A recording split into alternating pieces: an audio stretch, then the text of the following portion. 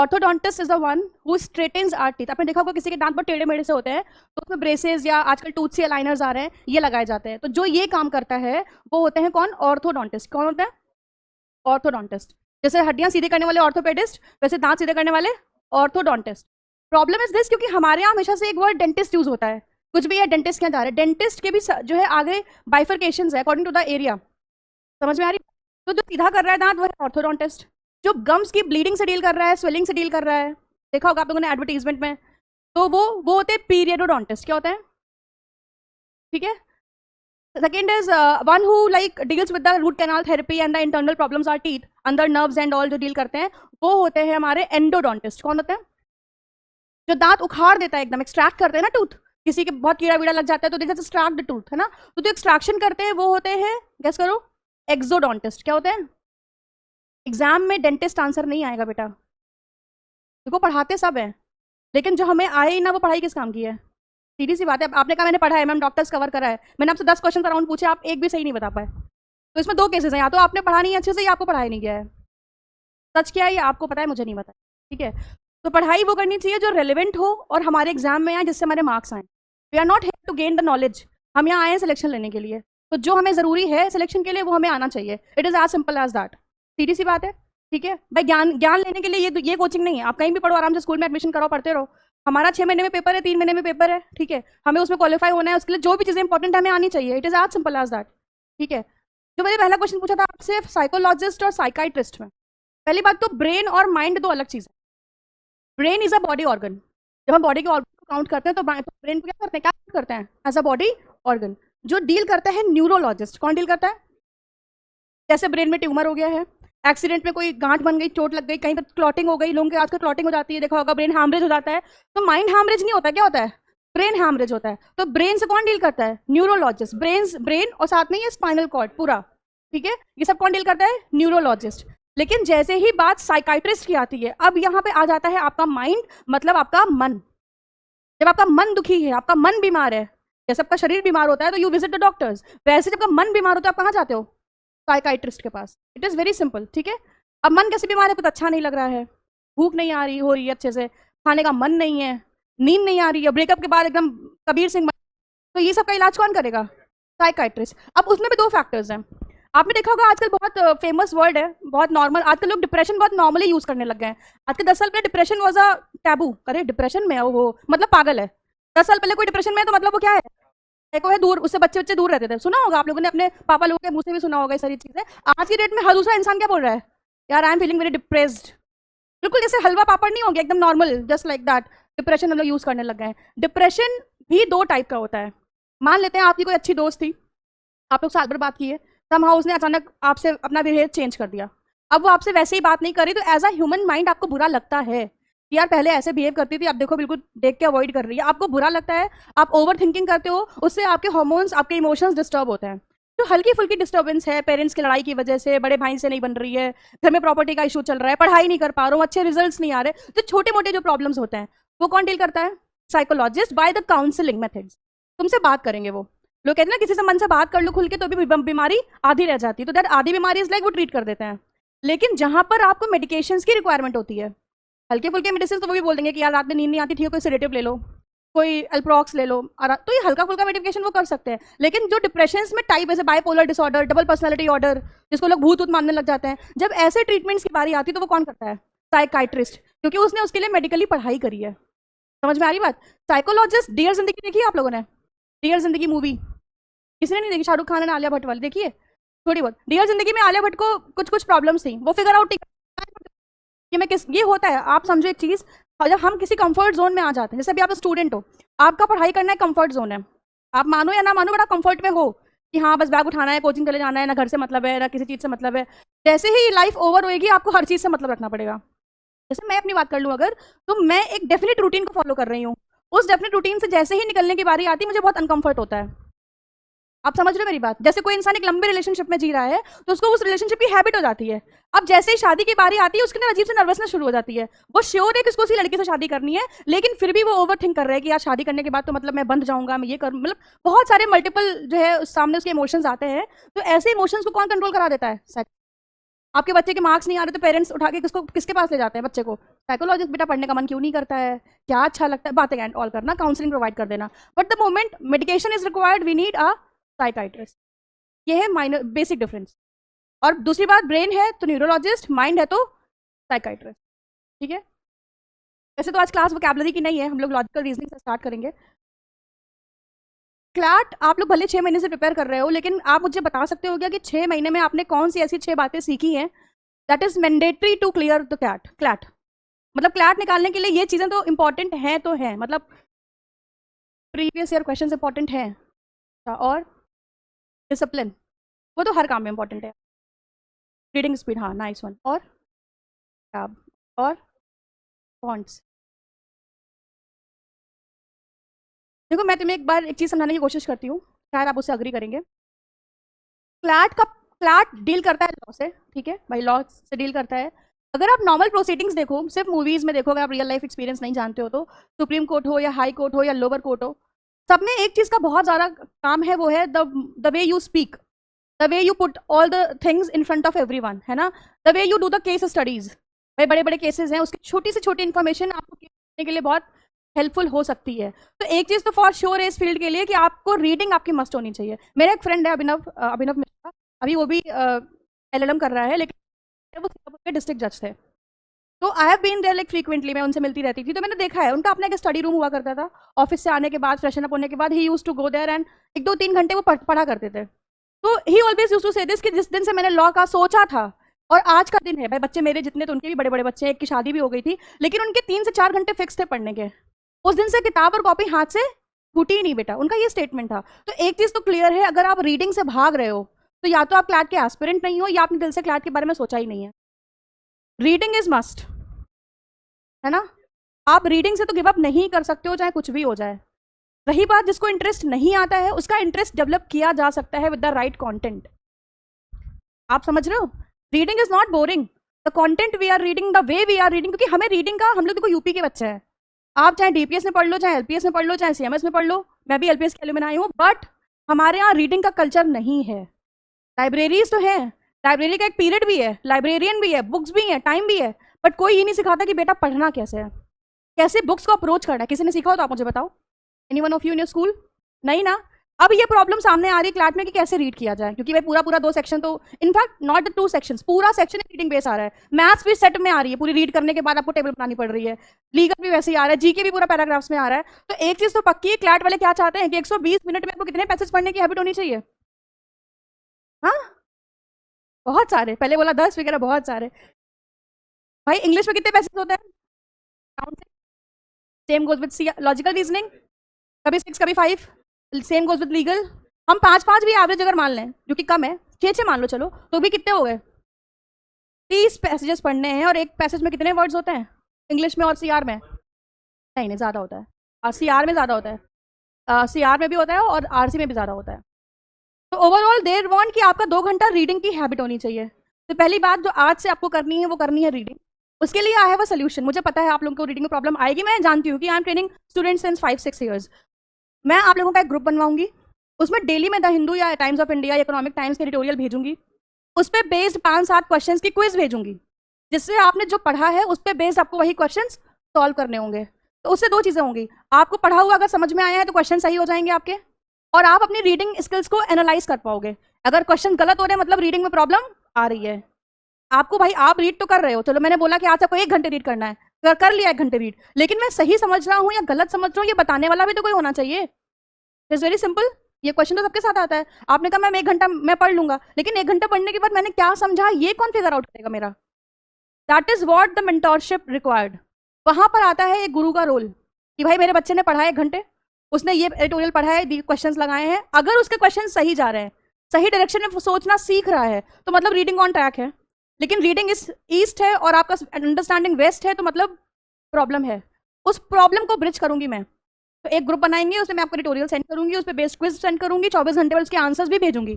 आपको बस अपने स्कोर्स डालने होंगे कि 10 सवाल अटेम्प्ट किए तो मेरे 6 सही है, मतलब 6 नंबर आए आपके। इस तरीके से हम अपनी परफॉर्मेंस को डेली हम क्या कर सकते हैं, ऑन ट्रैक कर सकते हैं। ठीक है, एक और चीज़ है, वो उन बच्चों के लिए, इसे प्राचीकेत बड़ा प्यारा बच्चा था, आप लोग मिले नहीं उससे शायद ना कभी। प्राचीकेत के साथ एक प्रॉब्लम थी। Prachiket was from Sultanpur and he was not serious at all towards his studies.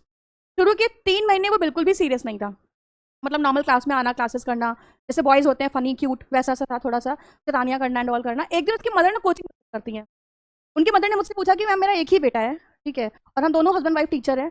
हमने अपने बच्चे को हर चीज़ बेस्ट प्रोवाइड करने की कोशिश की। शायद ये सनबीम वगैरह से कहीं से पढ़ा हुआ है इसका, जो बेसिक एलिमेंट्री एजुकेशन जो उसकी हुई है वो वहीं से हुई है। हमारा एक ही बेटा है, हम दोनों हस्बैंड वाइफ टीचर हैं, हमने अपने बच्चे को बेस्ट प्रोवाइड करने की कोशिश करी है। इसका रिजल्ट अब आपके हाथ में है।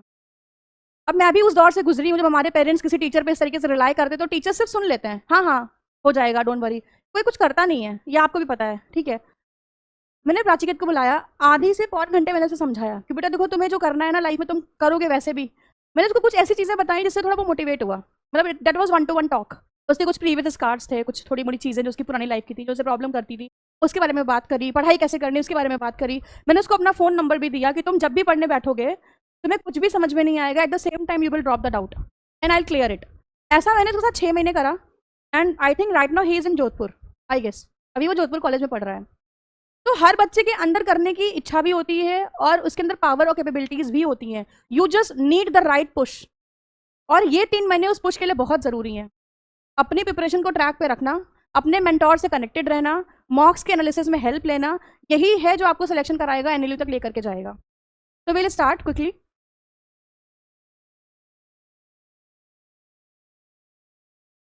For what?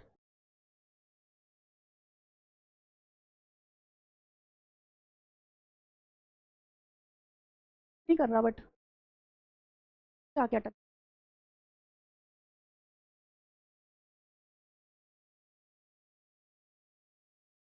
सर ये मूव नहीं कर रहा, एक बार देख लीजिए।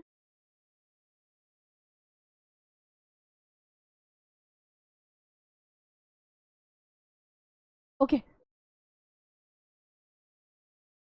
हाँ वो मुझे पता है पेन वाला।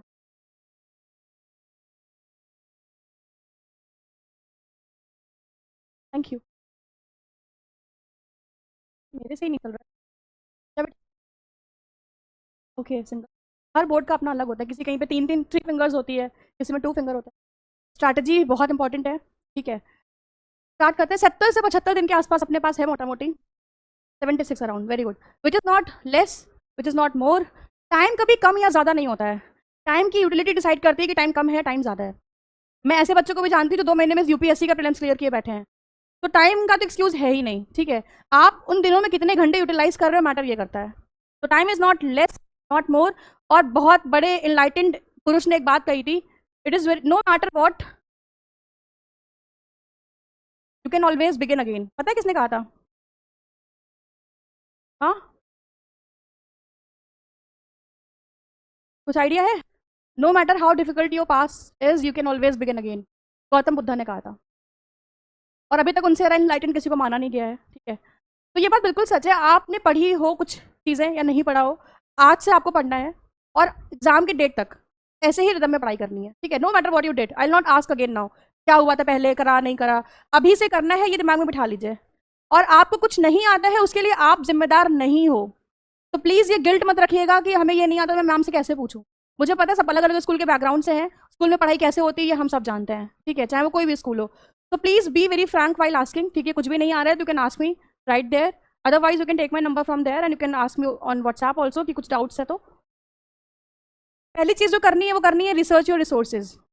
बहुत से लोग क्या करते हैं, यूट्यूब पे जा के बस लास्ट डेज की स्ट्रैटेजीज देखते रहते हैं, बड़ी मजा आती है उनको ये वीडियोस देखने में, उनको एक बूस्ट मिलता है कि अरे हाँ अभी 3 महीने में हो सकता है। मैं ऐसे बहुत से बच्चों को जानती हूँ जो यूट्यूब पे जाएंगे एग्जाम के 20 दिन पहले भी, strategy for CLAT in 20 days, इसको चूटी बूटी से इंग्लिश टाइप करेंगे एंड वहाँ पे मल्टीपल वीडियोस देंगे। भाई उनका कुछ नहीं जा रहा है, वो 20 घंटे की स्ट्रैटेजी तुमको बता देंगे, लेकिन इज इट प्रैग्मेटिक अप्रोच कि आप 20 दिन में क्वांट, लीगल, आरसी, सीआर सब कर लो? जीके नहीं हो सकता। तो इसलिए जितनी वीडियोस आपको देखनी है आज देख के खत्म कर दीजिएगा, जितने टॉपर्स की वीडियोस देखनी है उनके से कोई स्ट्रैटेजी कॉपी करनी आज करके खत्म कर दीजिएगा कि मैम मैंने 3 वीडियोस देखे, मुझे 3 पॉइंट्स अच्छे लगे, मैं अपनी प्रिपरेशन में इसको इनकलकेट करना चाहता हूँ। लेकिन आज के बाद कोई फर्जी चीज़ें आप यूट्यूब पर सर्च नहीं करेंगे, स्ट्रैटेजी फॉर 3 मंथ्स 2 मंथ्स, नहीं। कुछ भी डाउट है आई एम देयर, बाकी टीचर्स भी हैं, ठीक है? समझ में आ रही बात? तो रिसर्च करने हैं अपने रिसोर्सेज, बार बार मैगजीन्स चेंज नहीं करनी है। थोड़ा लीगल एज का भी मॉक लगा के देख लेता हूँ, थोड़ा एलपीटी का लगा के देख लेता हूँ, थोड़ा यहाँ का लगा के देख लेता हूँ, थोड़ा यहाँ का नहीं, अपने रिसोर्सेज पे भरोसा करना है। पहली बात, अगर आप ही अपने रिसोर्सेज पे भरोसा नहीं करोगे तो रिजल्ट कैसे आएगा? तो जस्ट अगर आपको 2 मार्क्स लगाने हैं तो किसी भी कोचिंग के 2 मार्क्स ले लो, उसके ऊपर नहीं कि भाई वो सीपी लगा रहे तो मुझे भी दे दो, तुम लीगल एज लगा रहे हो तो मुझे भी दे दो, तुम लेवल अप लगा रहे हो तो मुझे भी दे दो, नहीं। What ever your sources keep them with you, और उसी पे बार बार उसको प्रैक्टिस करनी है। 2 से ज़्यादा मार्क्स लेने की कोई ज़रूरत नहीं है, ठीक है। थर्ड सबसे इंपॉर्टेंट चीज़ ये है, अपनी प्रिपरेशन के बारे में किसी को नहीं बताना है। क्योंकि मैं एक चीज़ में बहुत ज़्यादा बिलीव करती हूँ कि मैंने देखा है, एक बच्ची थी मुस्कान, मुझे आज भी उसका रिजल्ट, उसकी सिचुएशन वैसे ही याद है कि वो ब्रिलियंट स्टूडेंट, मतलब ब्रिलियंट वर्ड जो है ना वो उसके लिए यूज कर सकते हैं हम। लीगल एज का मॉक बंदी जो है कुछ 1 सवा घंटे में रैप अप कर दिया करती थी, लीगल एज जो सबसे लेंदी बनाता है, और उसमें वो स्कोर करती थी 110 120 के ऐसे आसपास नंबर। उसका रिजल्ट क्लैट वाले दिन एकदम से पता नहीं क्या हुआ, सेंटर पे वो कुछ नर्वस हो गई कि क्या हुआ, आई डोंट नो, मतलब पूरी class used to get shocked कि इसका इतना नंबर आता कैसे। वो इकलौती लड़की थी जिससे पूरा इंडिया टॉप करने की उम्मीद थी, पता नहीं क्या हुआ क्लैट वाले दिन वो एकदम से नर्वस हो गई और उसका रिजल्ट आया है 32 नंबर। वो डिप्रेशन में है 3 साल से, क्योंकि she was brilliant through out. किसी का 1 मार्क में नंबर गलती से आ जाएगा, 2 में आ जाएगा, 100 मार्क्स में नंबर आ रहा है, नहीं पॉसिबल है ना ये चीज। तो इसीलिए आप क्या पढ़ रहे हो, कितना पढ़ रहे हो, फालतू में रिवील करने की जरूरत नहीं है। It is your journey, cherish it, ठीक है। किसी को हेल्प चाहिए हेल्प कर दो, ये डिस्कशन नहीं होना चाहिए आपस में, मैंने कितना पढ़ा तुमने कितना पढ़ा, आपकी अपनी जर्नी है यार। कोई स्कूल का एग्जाम तो है नहीं कि 10 चैप्टर आने हैं, ठीक है। तो इस पर कोई ज़्यादा बात नहीं करेगा, आगे चलते हैं। Start reading newspaper. CLAT is all about reading, ये आपको पहले दिन बता दिया गया होगा, ये गेम ही पूरा रीडिंग का है। तो इसलिए अगर अभी अभी तक आप कोई पढ़ रहे हैं न्यूज़पेपर, नहीं पढ़ रहे हैं, कौन सा पढ़ लेते हैं, समझ में आ जाता है अच्छे से, पक्का है? अच्छा, तो समझ में आ जाता होगा अच्छे से, फिर तो खुद से प्रैक्टिस भी करते होंगे, ठीक है। तो स्टार्ट रीडिंग न्यूज़पेपर, ठीक है, ये करना है। आप चाहो तो 2 एडिटोरियल्स कर सकते हो, 3 कर सकते हो, तो करना ही है, मतलब दिस इज मिनिमम। इसके ऊपर करोगे तो बहुत अच्छा है, अदरवाइज एक तो करना ही है। एग्जाम में आता है न्यूज़पेपर से, लिखा होता है नीचे रिसोर्सेज, कभी इकोनॉमिक टाइम्स से 1 2 बार क्वेश्चंस आए हैं, कभी हिंदू से आ जाते हैं, कभी एक्सप्रेस से आते हैं। तो आप चाहो तो न्यूज़पेपर चेंज कर सकते हो, कभी कभी से आज हिंदू पढ़ लिया तो थोड़ा बोर हो गया तो आप एक्सप्रेस पढ़ लो, कर सकते हो ये चीज़, न्यूज़पेपर में इंटरचेंज आप कर सकते हो, ठीक है। लेकिन करना है, डेली रीड करना है। और रीड करते समय हमेशा एडिटोरियल के पॉइंट ऑफ व्यू से समझने की कोशिश करनी है कि उसने ये चीज़ लिखा क्यों है, जो एडिटर है उसने क्यों लिखा है, मतलब उसका अजम्पशन क्या लिखने से पहले, किस टाइप के फैक्ट्स वो मेंशन कर रहा है। ये सब सीआर के टर्म्स होते हैं बेटा, कौन से फैक्ट्स वो यूज कर रहा है, कैसे किसी फैक्ट को स्ट्रेंथन करने के लिए वो डेटा सपोर्ट में ले रहा है। मैं तुम्हें एग्जांपल बताती हूँ उसका। एक बहुत टाइम पहले एक एडिटोरियल आया था, वो मुझे अभी भी याद है। उसमें क्या था, इंडियन जो फिशरमैन है तमिलनाडु वाले, वो श्रीलंकन वाटर में उतर जाते हैं रात होते ही, सुना होगा, बहुत बेसिक मुद्दा है, कंट्री में चलता रहता है। तो उसमें था कि आखिर ऐसा क्यों करते हैं वो, तमिलनाडु में भी मतलब भर की मछलियां हैं शायद से, तो वो क्यों जाते हैं श्रीलंकन वाटर में, फिर वहां पे उनको जो है अरेस्ट किया जाता है, जल्दी बेल नहीं होती है, मोदी जी को रिक्वेस्ट करनी पड़ती है। ये बहुत बड़ा मुद्दा बन गया एक टाइम पे, शायद लास्ट ईयर की बात है, अभी भी न्यूज में रहता है।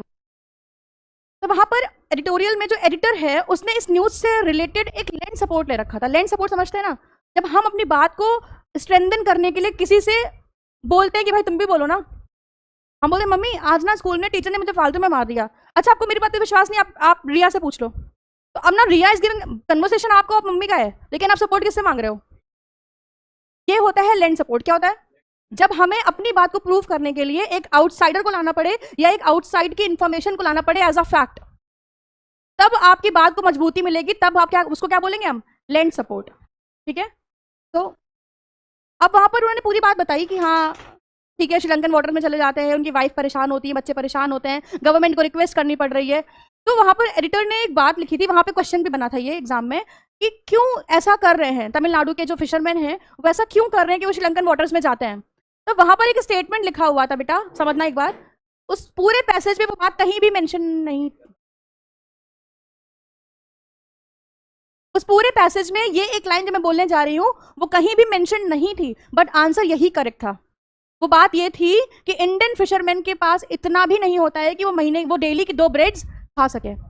ये है उनकी डेस्परेट का रीजन, क्यों वो इतने डेस्परेट श्रीलंकन वाटर में जाने, क्योंकि वहां मछलियां हैं, उनका काम चल जाता है। देखो मर तो वो ऐसे भी रहे हैं, उनका ये होता है जब मर ही रहे हैं तो क्यों ना एक ट्राई किया जाए, क्या पता बच के वापस आ जाऊं श्रीलंकन वाटर से, तो मेरी फैमिली को मैं फीड करा पाऊंगा। ये लाइन पूरे पैसेज में कहीं भी मेंशन नहीं थी, लेकिन क्वेश्चन क्या था कि which of the following is the reason for the desperateness of fisherman of Tamil Nadu. ये था लैंड सपोर्ट, कि ऑथर ने उस पैसेज की लिमिटेशन से निकल के एक इंफॉर्मेशन डाल दी कि क्या है, उनके पास इतना पैसा ही नहीं है, इसलिए वो तो डेस्परेट है वहां जाने के लिए। यही करेक्ट आंसर था। इस पे कुछ लोगों ने बहुत आवाजें उठाई क्लास के बच्चों ने कि नहीं नहीं ये आंसर नहीं हो सकता है। इसको क्या बोलते हैं क्रिटिकल रीजनिंग में? Lend support. कोचिंग में पढ़ाया नहीं जा रहा है, इसका ये मतलब नहीं है कि वो चीज एग्जिस्ट नहीं करती है, एग्जिस्ट करती है। आपको अपने डोमेन्स का रेंज बढ़ाना पड़ेगा, ठीक है? तो कई बार अपनी रियल लाइफ में भी तो ऐसा होता है कि हम मम्मी कुछ बात कर रहे हैं, मम्मी को हाँ हाँ पता है तू कितना बोलता है, तुरंत हम किसी का नाम लेते हैं, अरे आप उससे पूछ लो, मेरी बात पे विश्वास नहीं है, करते हैं ना डेली लाइफ में ऐसा। तो सीआर भी तो वही है, हमें एडन अपनी बात को प्रूव करना है, उसके लिए हम सपोर्ट लेंड कर रहे हैं, तो क्या बुरा है? कुछ बुरा ही नहीं है उसमें। तो we have to just widen our ranges कि हमें हर एक चीज अपने डोमेन में फिट करनी आनी चाहिए, ठीक है? इसको कहते हैं पीवाईक्यूज का सही एनालिसिस। पीवाईक्यूज लगाना इज नॉट इंपॉर्टेंट गाइज। बहुत से लोग समझते हैं कि पीवाईक्यूज लगा लो, कुछ क्वेश्चन रिपीट नहीं होने वाला, ना कोई एडिटोरियल रिपीट होने वाला है। पीवाईक्यूज आपको अगर लगाने ही है तो आप ऑफिशियल आंसर की साथ में रखिए, पेपर को अटेंड करने के बाद ऑफिशियल आंसर की से मार्क चेक करिए। अगर आपके क्वेश्चंस गलत आते हैं तो you just try to think over that thinking, that reasoning which is applicable here. और अगर खुद के दिमाग से समझ में नहीं आ रही है तो sit down with the teacher कि सर मैंने बी लगाया था, जो मुझे पढ़ाया गया उसके हिसाब से आंसर तो बी है, लेकिन यहाँ पर सी आया है। वो सीखना है पीवाईक्यू से, पीवाईक्यू क्वेश्चंस नहीं लगाने हैं। 90% बच्चा सेम गलती कर रहा है, बुक लेकर के पीवाईक्यू लगाना। पीवाईक्यू का क्वेश्चन आने वाला है, नहीं आना है, लेकिन पीवाईक्यू की जो रीजनिंग है, that reasoning is important for you. समझ में आई बात? काम आपको वही करने जो सब करते हैं, अप्रोच को चेंज करना है, ठीक है? आगे चलते हैं। Practice your reading subjects. देखो एक बात बहुत साफ है, शायद आप अग्री करेंगे इस बात से, अगर आपका मैथ्स में कोई टॉपिक नहीं हुआ है, जैसे रेशियो प्रपोर्शन, तो एग्जाम के 4 दिन पहले भी अगर आपने 4 घंटे की क्लास यहाँ पे कर ली मैथ्स के टीचर की, तो क्या आप रेशियो प्रपोर्शन के क्वेश्चन सही करके नहीं आएंगे? मैं कह रही हूँ 4 सवाल आएंगे, 3 तो कर लोगे। लेकिन आपका सेम, अभी आपने कहा 6 महीने से आपने इंग्लिश नहीं पढ़ी है, 3 महीने आप और ना पढ़ो, फिर मैं एग्जाम के पहले आपको 10 घंटे की एक मास्टर क्लास दे दूं, तो क्या आप आरसीसीआर करके आ पाओगे? क्यों? क्लास भी मांगती है यार, फिर लॉजिकल आंसर तो सोच के।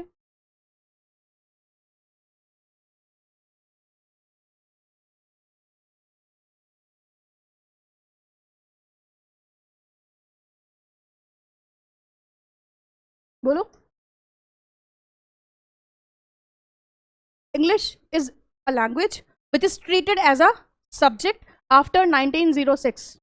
आप लोगों ने अगर हिस्ट्री पढ़ी होगी तो उसको सुना होगा आपने कि 1906 में एक एजुकेशन काउंसिल को बनाया गया था। उसका विजन ये था कि ब्रिटिशर्स तो जाने वाले हैं नहीं पार्टीशन ऑफ बंगाल के बाद, और हमारी जो जनरेशन है पीछे की, उसको भी पढ़ने का और ब्रिटिशर्स को समझने का मौका मिलना चाहिए।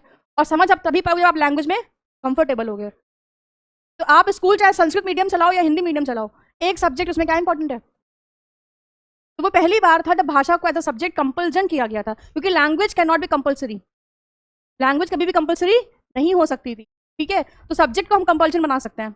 इंग्लिश इसलिए नहीं हो सकती, आरसीसीआर इसलिए नहीं हो सकता 10 क्लास मास्टर क्लास के बाद भी, क्योंकि बेटा रीडिंग करने से एक हैबिट डेवलप होती है, वो हैबिट आपका एग्जाम क्वालिफाई करने में हेल्प करती है, और हैबिट 10 घंटे में डेवलप नहीं हो सकती। For that you need to devote some time consistently, ठीक है? इसलिए हल्के में नहीं लेना है। आगे चलते हैं। अच्छा तो ये बताओ, अरे बाप रे, अरे बाप रे, वेरी डिफिकल्ट टू मैनेज। आगे चलता है। ये हो गया था ना, ये ये पंगा एज अ स्टूडेंट मेरे साथ भी बहुत आता था जब मैं कैट की प्रिपरेशन करती थी। जब कोचिंग में मॉक हुआ होते थे तो मैं सोचती थी कि अरे यार छोड़ो, आराम से घर पे लिख लूंगी 3 घंटे कंफर्ट जोन में। ये गलतियां होती हैं जो हमें एज अ स्टूडेंट पता नहीं चलती। We have to write mock when it is asked, not when we feel like कि आराम से दे देंगे, कल दे देंगे, परसों दे देंगे, घर पे रख के दे देंगे। ये गलती है, इसको मत करिए, क्योंकि आपका एग्जाम भी ऐसे टाइम पे होता है ना जिस टाइम नींद आना बहुत ज़बरदस्त लगती है। दोपहर में, दोपहर में पेपर होता है ना इसका, तो आपको मॉक्स लिखने की प्रैक्टिस उसी टाइम पे होनी चाहिए, पहली बात।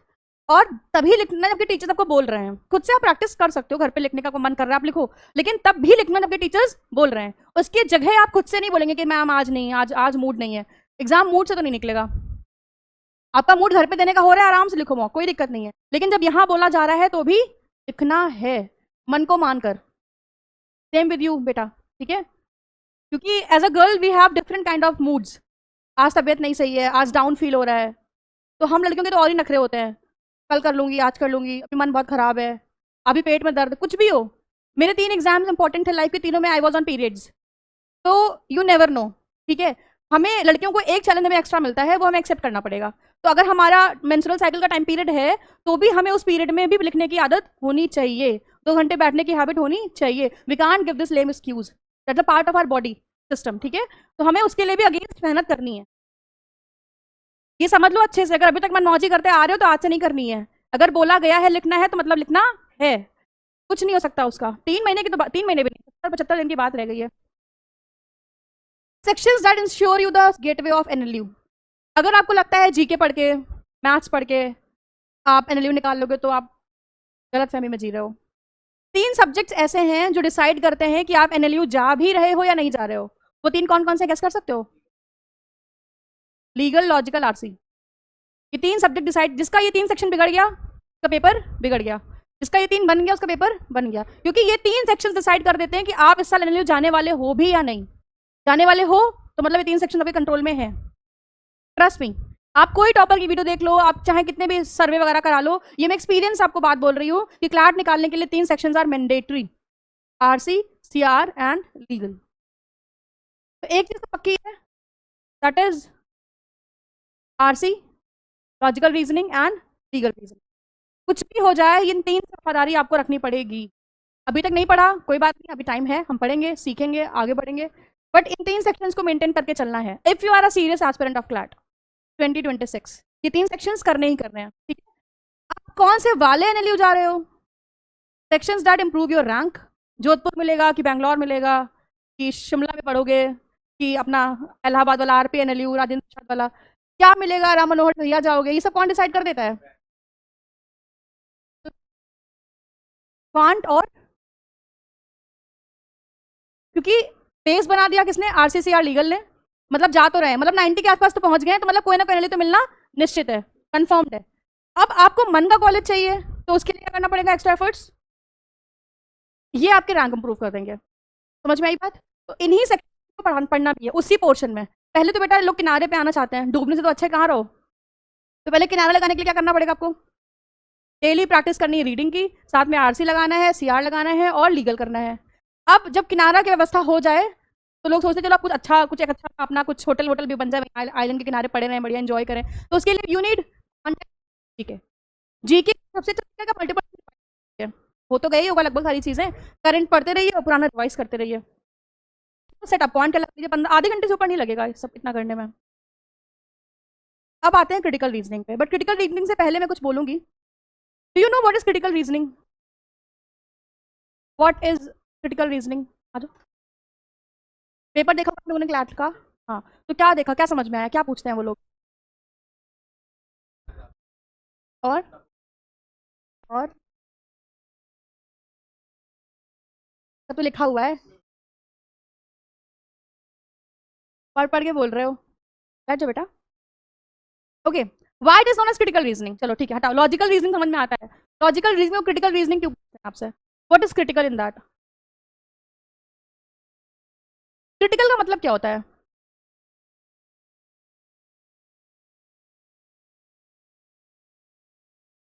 अच्छा, आपको पता है इंडिया में पहले ना रोट लर्निंग का कॉन्सेप्ट था। You know what is rote learning? हाँ, काइंड ऑफ। मैंने बोला 2+2 4 होता है, मैंने अपने टीचर से सीखा, मैं अपने बच्चों को सिखाऊंगी, वो अपने बच्चों को, इट्स जनरेशन टू जनरेशन चला आ रहा है, ठीक है। That is rote learning. हमें जो आता है हमने आपको सिखाया, आपको जो आएगा आप आगे को सिखाओगे। लेकिन जॉन डुई करके एक है अमेरिकन थोड़े फिलोसफर काइंड ऑफ, उन्होंने बोला कि अगर सब ऐसे ही सीखेंगे तो फिर हम पूरे एजुकेशन सिस्टम को ग्रो कैसे करेंगे? कैसे हम एक बच्चे को दूसरे बच्चे से डिफरेंट बता पाएंगे? क्योंकि उसको भी 2+2 आता है, तुमको भी 2+2 आता है, तो इस सब में यूनिकनेस कहाँ से आएगी? हम कैसे बोल पाएंगे कि अंश इज इंटेलिजेंट, और हम कैसे बोल पाएंगे कि रिया इज नॉट गुड? कुछ तो होना चाहिए ना पैरामीटर उसके लिए। वो पैरामीटर कौन डेवलप करता है? क्रिटिकल रीजनिंग या फिर क्रिटिकल थिंकिंग। किसी सिचुएशन पे आप कैसे रिस्पॉन्ड करते हैं, या किसी भी बात को, किसी भी स्टेटमेंट को आप कैसे समझते हो, डिसाइड करते हैं कि आप इंटेलिजेंट हो या फिर कितने डम। How many of you watch that movie Gunjan Saxena? देखिए, उसमें एक सिचुएशन आती है कि खिड़की के पास कूदना होता है, कुछ बाहर कूद जाते हैं, कुछ कहते हैं नहीं नहीं नहीं, बहुत ऊंचा है, बहुत ऊंचा है, I can't jump. What does she do? नहीं, कूद जाती है। ये क्या है? 90% लोग बेटा अपने माइंड का पैसिव हिस्सा यूज कर रहे हैं। 90% बच्चा, मूवीज में दिखाया जाता है, रियल लाइफ में भी है ऐसा, ठीक है। मैं मतलब कैसे तुम्हें समझाऊं इस चीज को? जैसे आपको बात बताती हूँ, बहुत सिंपल सी बात है। बहुत सारे लोगों को लगता है कि मीठा खाने से डायबिटीज होती है। आप लोगों ने भी सुना होगा। क्या ये बात सच है? This is the passive. अफवाह चली हुई है कि शुगर बॉडी के लिए हार्मफुल है और शुगर खाने वालों को डायबिटीज होती है, जबकि डायबिटीज का कॉज क्या है? स्ट्रेस। क्या कॉज है? स्ट्रेस और जंक फूड। आप मीठा मत खाओ, आप रोज कबाब पराठा खाओ, 6 महीने खाओ, आपकी बॉडी में इंसुलिन रेजिस्टेंस आने लग जाएगा। मतलब क्या कि पेनक्रियास पे इतना लेबर पड़ रहा है, इतना लोड पड़ रहा है कि वो सही से वर्क नहीं कर पा रहे। तो बॉडी से कह रही है और इंसुलिन दो, और इंसुलिन दो, हमें खाना डाइजेस्ट करना है। बॉडी के कहाँ से दो, इतना वैसे ही प्रेशर है मेरे ऊपर। अब लोगों के अंदर क्या चल रहा है कि मीठा खाने से शुगर होती है। कोई असली रूट कॉज को जानना ही नहीं चाहता। 90% लोग सिर्फ पैसिव माइंड को यूज करते हैं, और आपको उस 90% का हिस्सा नहीं बनना है, क्योंकि आप क्रिटिकल रीजनिंग पढ़ने वाले हो। आपको हर चीज साफ साफ क्लियर क्लियर दिखनी चाहिए। डायबिटीज किससे होती है? स्ट्रेस से। डायबिटीज होने के बाद मीठा खाना मना होता है, पहले नहीं। आप खुद से आप खुद से एब्निगेट कर रहे हो, ठीक है, अच्छी बात है, आप शुगर नहीं ले रहे, अच्छी बात है। लेकिन sugar is the root cause of diabetes, stress. Sugar होने के बाद शुगरी चीजें नहीं लेनी है। लेकिन मार्केट में क्या चल रहा है, घरों में लोग क्या बात करते हैं? ज्यादा मीठा मत खाओ, शुगर हो जाएगा। यही क्या है? Passive mind. अपने को बनना है एक्टिव। हर एक चीज का प्रॉपर हम लोग जो है क्रिटिकल एनालिसिस करेंगे। अब दूसरी चीज है क्रिटिकल थिंकिंग में, जो सबसे मैंने आपको एग्जांपल दिया अभी, वो ये है कि हम अपनी लाइफ में बहुत सारी चीजों को यूज करते हैं। जैसे मैंने कोई बात अंश से कही और अंश को बुरा लग गया, तो मैंने अंश को बोला कि अंश, तुम ना गलत डायरेक्शन में सोच रहे हो, मेरा कहने का मतलब ये नहीं था। यही तो है बेसिक यार। इसका मतलब क्या? उसका इन्फरेंस गलत है। जिसको आप अपनी आम भाषा में मिसअंडरस्टैंडिंग कहते हो, उसको हम सीआर के लैंग्वेज में क्या कहते हैं? तो प्रॉब्लम कॉन्सेप्ट्स में नहीं है, समझाने वाले में है। वो हमें इतना मार्केट में अगर आप डर नहीं बेचोगे तो बेटा कोई आपके पास आएगा ही नहीं। बहुत डिफिकल्ट है सीआर, तो बहुत डिफिकल्ट है। जब तक आप ये हाइप नहीं बनाओगे लोग आएंगे। एग्जाम्पल है सैयारा मूवी। हाइप के चक्कर में मूवी हिट हो गई, हुई ना? तो हाइप कितनी जरूरी है बताओ। अगर आप हाइप क्रिएट नहीं कर, अभी मैं आपसे बोलूं अरे कुछ नहीं होता क्लैट में 70 दिन छोड़ो, मैं 7 दिन में कवर करा दूं, तुम उतना सीरियस हो गए?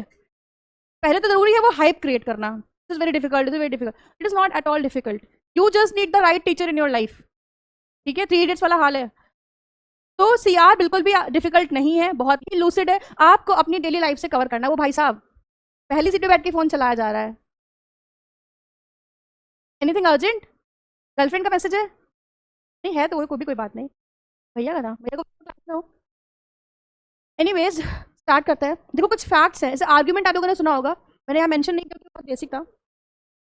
सबसे पहले तो बात करते हैं फैक्ट्स की। What are facts? सच। और सच को प्रमाण की जरूरत नहीं होती है, लेकिन कानून में होती है। और आप क्या पढ़ रहे हो? तो मतलब अगर फैक्ट को फैक्ट प्रूव करना है तो you need other facts to prove the prior facts. ठीक है, समझ में आई बात? हर वो चीज जो आप वेरीफाई कर सकते हो वही कानून की नजरों में क्या है? फैक्ट। जो वेरीफाई नहीं कर सकते वो फैक्ट। बात सिंपल सी है। भूत होते हैं, दिखा दो तो मान जाएंगे, वरना नहीं मानेंगे। It is very simple. तो जो भी चीजें यूनिवर्सल ट्रूथ हैं, जैसे मेरा नाम पल्लवी है, आप मेरे बर्थ सर्टिफिकेट में पता नहीं है कि नहीं है, बट मार्कशीट में है, तो आई कैन प्रूव इट कि मेरा नाम पल्लवी है। ठीक है, आप यहाँ बैठे हो इस टाइम, मैं प्रूव कर सकती हूँ। मोदी जी हमारे प्राइम मिनिस्टर है, मैं prove. Aishwarya Rai miss universe नहीं है, मैं प्रूव कर सकती हूँ। ठीक है, जो भी चीज़ मिस यूनिवर्स ही थी ना। हाँ, मैं कंफ्यूज हो जाती हूँ बहुत ज़्यादा वर्ल्ड में, यूनिवर्स एंड ऑल में। तो overall what I am saying कि जो भी चीज़ें हम वेरीफाई कर सकते हैं वो सब क्या है? फैक्ट्स। और अगर हम वेरीफाई नहीं कर सकते तो फिर क्या वो फैक्ट है? नहीं है। Very simple. ठीक है, एक अलग से एक टॉपिक है सीआर में, FIJ। उसमें कुछ स्टेटमेंट्स दिए होते हैं, आता है क्लैट में, और वो स्टेटमेंट्स रैंडम पैसेज से होते हैं। दे विल आस्क यू कि which one is fact, which one is inference, which one is judgement. तो वो भी हम सीखेंगे। अभी के लिए आप बेसिक समझो बस ये कि जो भी चीजें वेरीफाइबल हैं वो सबके सब क्या हैं? पक्का? कोई डाउट नहीं। सेकेंड थिंग है इन्फरेंस, बट इन्फरेंस से पहले मैं आऊंगी आर्ग्यूमेंट पे, which is not mentioned here. What is an argument? बहस करना तो वर्ब हो। बहस करना तो क्या हो गया? वर्ब। क्या है ये? बहस करना काम है, तो काम क्या है? वर्ब। क्या मतलब वो कौन सी पार्ट ऑफ स्पीच में आएगा? वर्ब में आ जाएगा। मैं पूछ रही हूँ आर्गुमेंट है क्या?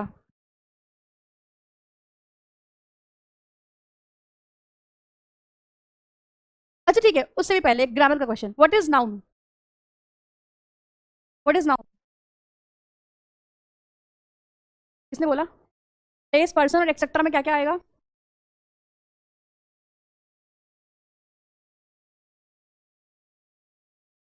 आपके कॉन्सेप्ट।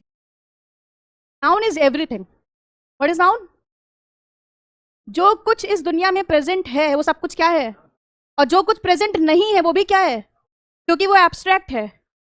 आप अपनी क्लास में देखो, बताओ मुझे क्या नाउन नहीं है? एसी नाउन है, कर्टेन्स नाउन है, जो लाइट आ रही है ये नाउन है, जो लैम्प्स ऊपर जल रहे हैं इसकी रेडियंस नाउन है, मैं हूं नाउन हूं, सब कुछ क्या है? जो साउंड आ रहा है ये भी क्या है? जो हवा हम फील कर रहे हैं ये भी क्या है? तो नाउन क्या है? Noun is everything. उसको डिवाइड हमने फर्दर 5 पार्ट्स में कर दिया है कि सारी फीलिंग्स एक तरफ, जो सब कुछ नाम है वो प्रॉपर में आ गए, जो ग्रुप में है वो कलेक्टिव में चला गया, जितने मटेरियल है, गोल्ड है, सिल्वर है, जो भी एक्स वाई जेड है वो सब क्या है? मटेरियल है। जो बच गया, जो इन चारों कैटेगरीज में नहीं आ पा रहा है और हमें दिखाई भी नहीं दे रहा, वो सब क्या है? वो सब एब्स्ट्रैक्ट, वो सब एब्स्ट्रैक्ट में चला गया। तो थोड़ी बड़ी चीजें और बच गई, वो कॉमन नाउन में आ गई। तो at the end noun is everything. Argument is not just बहस करना, ठीक है, वो वर्ब हो गया उसका। जैसे एडवाइस, एडवाइस एक नाउन है, एक वर्ब है। वैसे ही आर्ग्यूमेंट का एक मतलब तो होता है बहस करना, लेकिन आर्ग्यूमेंट एक टर्मिनोलॉजी है जो कहाँ यूज होती है? सीआर में। सिंपल, मैं आपको और इसका एक बेसिक एग्जांपल देती हूँ। कभी आपको चोट लगी हो और आप घर में कॉटन से साफ कर रहे हो, तो आप कैसे साफ कर रहे हो? ब्लड आ रहा है, आपको कॉटन से साफ उंगली से ही करते हो ना? इंस्ट्रूमेंट्स रख के रखे हुए हैं घर में। अच्छा, हॉस्पिटल में जाओगे तो they will take a scissors, उसमें कॉटन को फंसाएंगे ऐसे, उससे आपका वो ब्लड साफ करेंगे। वो काम वो उंगली से भी कर सकते हैं ना, ग्रिप बढ़िया बनेगी, लेकिन क्यों नहीं करते? तो हर एक फील्ड में हर एक चीज का अलग तरीका है। वैसे ही आर्गुमेंट का सीआर में तरीका क्या है? एक वो स्टेटमेंट जिसके अंदर एविडेंस भी हो और कंक्लूजन भी क्या हो। लिख लो इस बात को। What is an argument? It is a statement in which premise and conclusion both are present.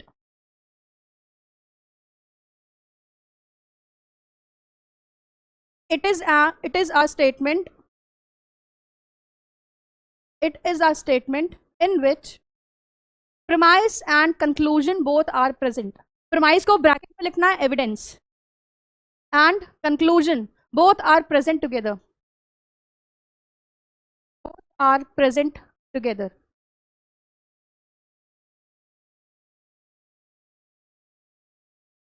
ठीक है, अब बात करते हैं पहले प्रोमाइस की। इसमें एक वर्ड यूज हुआ है प्रोमाइस। आप मुझे बता सकते हो व्हाट इज अ प्रोमाइस?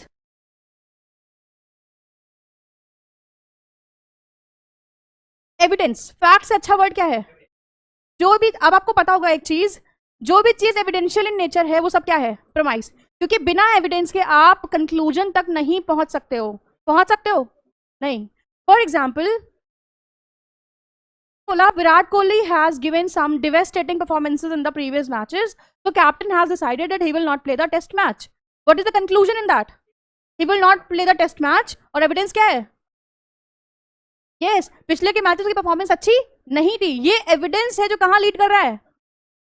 तो promise is a building block of an argument. Mention करिए इसको, प्रोमाइस डालिए, हेडिंग लिखिए, promise is a building block of an argument. हमारी आर्ग्यूमेंट ही बेस्ड है एविडेंस पे। मैंने बोला अंश तुमने चोरी करी है, एंड अंश इज लाइक कैसे करी? मैंने तो नहीं करी। मैंने कहा तुम्हें फुटेज दिखाते हैं सीसीटीवी का, देखो तुम पैसे निकाल रहे हो कि नहीं निकाल रहे हो। ये जो फुटेज है ये क्या है? एविडेंस है जो क्या लीड कर रहा है मेरे कंक्लूजन पे। वो कंक्लूजन क्या है कि चोरी किसने करी है? अंश ने। That is what you do as a lawyer in the court. आप स्टेटमेंट देते हो एक, उस स्टेटमेंट में एक प्रूफ होता है, फिर कहते हो जज साहब ये प्रूफ है, और इससे पता चलता है कि मेरे जो क्लाइंट है वो कैसे हैं, बेकसूर है। तो आपने एविडेंस दिया ना, और साथ में कंक्लूजन भी दिया, टुगेदरली क्या हो गया? वकील की, एडवोकेट की आर्ग्यूमेंट। समझ में आई बात? उसको जज कैसे देखेगा? एज एन आर्ग्यूमेंट, क्योंकि उसी की आर्ग्यूमेंट में प्रूफ भी है और उसी में उसका। आपने देखा होगा जब आर्ग्यूमेंट में, आपने अभी कोई, अच्छा आपने मूवी अगर नहीं देखी है, जॉली एलएलबी देखी होगी, अभी नहीं आई है एलएलबी, जॉली एलएलबी 3 शायद, बहुत बढ़िया मूवी, आप देख करके आइए। उसमें भी एक सीन आता है जब आखिरी की बहस चल रही होती है, आर्ग्यूमेंट चल रहा होता है, अक्षय कुमार बोलने के बाद बोलता है कि मेरे सीनियर वकील नहीं है और ये इसको सम अप करेंगे, इसको कंक्लूड करेंगे। जज भी अपना जजमेंट आपके कंक्लूजन के बाद देता है। अगर आप सिर्फ कंक्लूजन दो और एविडेंस ना दो तो क्या आप एक अच्छे एडवोकेट हो? आपका लाइसेंस कैंसिल कर दिया जाएगा। ठीक है, तो बिना एविडेंस के कोई कंक्लूजन मैटर ही नहीं करता, फिर वो जजमेंट बन जाता है। क्या बन जाता है? मैंने बोला कि अंश बहुत अच्छा लड़का है, कुछ भी ना देखा ना कुछ सुना, बस अच्छा लड़का है। जो बात किसी एविडेंस पर रिलाई कर ही नहीं रही है वो कंक्लूजन हो कैसे सकती है? हम लोग स्कूल में कॉम्पोजिशंस लिखा करते थे, उसमें बहुत सारे, जैसे मैंने टॉपिक दिया कि इंटरनेट इज बून और बेन, तो आपने 10 एग्जांपल दिए इसकी खराब चीजों के, बच्चे बिगड़ रहे हैं, पढ़ाई में मन नहीं लग रहा है, ये वो XYZ, hence internet is a Ben. ऊपर के 10 प्रूफ देने के बाद आपने एक कंक्लूजन दिया है लास्ट में, by considering all that facts you reach to a particular conclusion. When a statement consists of argument and conclusion both, it is known as argument. जब उसमें premise भी है, मतलब evidence भी है, और आपका conclusion भी है, तो मिला के इसको हम क्या बोलेंगे? Argument. क्या बात समझ में आई? अब evidential in nature मतलब वो क्या है? Premise. तो premise is the key factor that leads you to the conclusion. बिना एविडेंस के आप कंक्लूजन तक पहुंच नहीं सकते, और कंक्लूजन प्लस प्रीमाइस एक साथ किसी स्टेटमेंट में होंगे तो वो क्या बना देगा? आर्ग्यूमेंट। कोई कंफ्यूजन तो नहीं है इसमें? पक्का? ठीक है। अगर कोई एविडेंस साफ साफ लिखा है, पैसेज में लिखा हो, न्यूज़पेपर में लिखा हो, किसी बुक में लिखा हो, और आप उसको एज अ एविडेंस मान रहे हो किसी कंक्लूजन के लिए, एविडेंस इज रिटन समवेयर, और वो एविडेंस पढ़ के या देख करके आप एक कंक्लूजन तक पहुंच रहे हो, तो वो क्या है? प्रीमाइस। फिर से बोल रही हूं मैं, समझना। अगर कोई जगह पे कोई बात लिखी है, कोई प्रूफ है आपके पास, लेट सपोज किसी ने किसी का मर्डर किया है, चाकू पे उसके फिंगरप्रिंट्स हैं, मैंने मान लिया कि अपना नाम बताओ, सुजल, मान लेते कि सुजल के फिंगरप्रिंट्स हैं, वो नाइफ मेरे पास है, तो फिंगरप्रिंट इससे मैच कर रहा है, ये एविडेंस है। अब मैं कंक्लूड कर सकती हूँ ना कि ही इज द मर्डर, कर सकती हूँ, ही इज द मर्डर, और एविडेंस गायब हो, तो ये मेरा जजमेंट है ना, ये तो मैं एलिगेशन लगा रही हूँ उसके ऊपर, तुमने खून किया है, प्रूफ क्या है? जैसे ही प्रूफ दिया, कंक्लूजन क्या बन गया? कि ये है महाशय मर्डर, और ये प्रीमाइस और ये कंक्लूजन जब एक साथ मिल गया तो क्या बन गया? दो टाइप के आर्गुमेंट होते हैं। लेकिन उससे पहले मैं प्रीमाइस में एक बार आपको और बताऊंगी। तब तक प्रीमाइस रिटन है कहीं ना कहीं। मैंने बोला कि लास्ट ईयर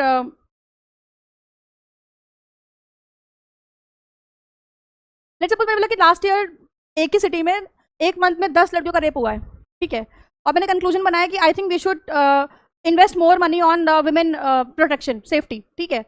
ये बात कब आई? जब रेप का मैंने फैक्ट दिया, जब मैंने फैक्ट्स दिए रेप के, आपको बताया कि 10 रेप हुए हैं ऐसी जगह पे, और हमें क्या करना चाहिए? वुमेन सेफ्टी पे काम करना चाहिए। वुमेन सेफ्टी पे काम करना चाहिए इज अ कंक्लूजन। किस बात पे बेस्ड है? जो 10 रेप्स हुए इन लास्ट 2-3 मंथ्स, ये बन गया मेरा एविडेंस। लेकिन अगर ये एविडेंस मैं छुपा लेती हूँ, समझना, और मैंने लिखा सिर्फ कि we should pay more money, we should spend more money on women safety, option 1 feminism को बढ़ावा मिलेगा, ऑप्शन 2 मेरे पास पैसा बहुत है, खर्च करने का मन कर रहा है, ऑप्शन 3 पिछले 3 महीने में रेप्स बहुत हुए हैं, फोर्थ नन ऑफ दीज। क्या चूज करोगे? Number of rapes. जैसे ही मैंने प्रीमाइस को छुपाया और आप पे छोड़ दी जिम्मेदारी कि अब आप चूज करो कि जो ये मेरा कंक्लूजन है कि हमें वुमेन सेफ्टी पे पैसा खर्च करना चाहिए, ये किस बात पे बेस्ड है, तो तुरंत ही ये प्रीमाइस से क्या बन गया? assumption. Assumption is a hidden premise that leads you to a conclusion. For example, आपने कोचिंग विजिट करी कि मैम मुझे क्लैट की प्रिपरेशन करनी है, ठीक है, और आप बैठ गए क्लास में, इंक्वायरी कर ली आपने, आपका जैसे ही सब कुछ करने के बाद आप घर चले गए वापस, फीस जानकारी ले ली, रिजल्ट पूछ लिया, बुक्स पूछ लिया, टाइमिंग पूछ ली क्लास की, घर चले गए आप। नेक्स्ट डे आप वापस आते हो और आप एडमिशन के लिए फीस जमा कर देते हो।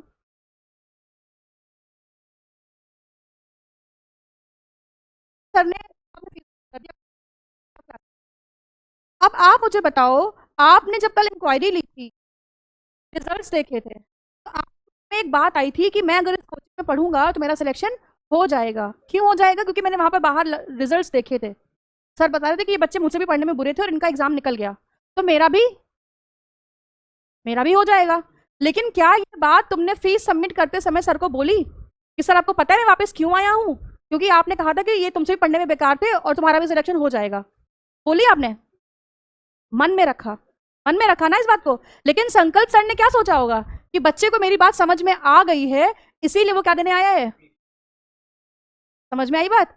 तो तुमने फीस दी, एडमिशन लिया, तुमने जो दिमाग में कंक्लूजन बनाया कि मैं यहीं से पढ़ूंगा, उसका सामने वाले पे क्या गया कि शायद संकल्प सुजल को मेरी बात समझ में आ गई है। ये अजम्पशन किसका है? किस बात पे बेस्ड है? कंक्लूजन क्या है कि सुजल ने एडमिशन ले लिया।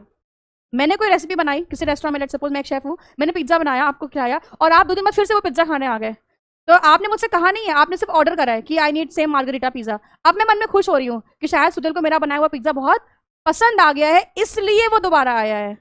ये बात मुझसे सुजल ने बोली नहीं है, उसने सिर्फ अगर के रेस्टोरेंट में ऑर्डर दिया है दोबारा से। लेकिन मैंने क्या समझा उससे? ये assumption मेरा है कि सूजल का है? तो एक बात तो क्लियर है, assumption रहा होता है तो सुन रहा होता है। गलत। जो बोल रहा होता है assumption उसका होता है। मैं जो बोल रही हूँ, मैं उसके पीछे की जो भी मेरी रीजनिंग है वो मेरे अंदर है ना, मैं आपको थोड़ी बोल रही हूँ। तो assumption तो मेरा हुआ ना।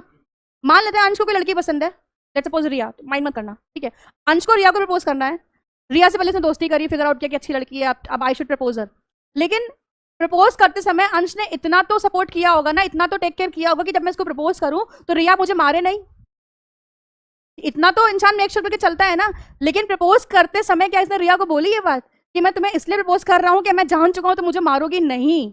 ये बात हमने कहाँ रख ली? ये मन में ही रखा, क्या हो गया?